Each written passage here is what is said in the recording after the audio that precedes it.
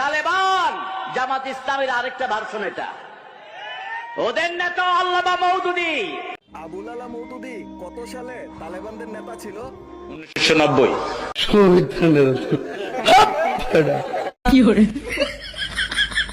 দোয়া খাই গেলাম নাকি?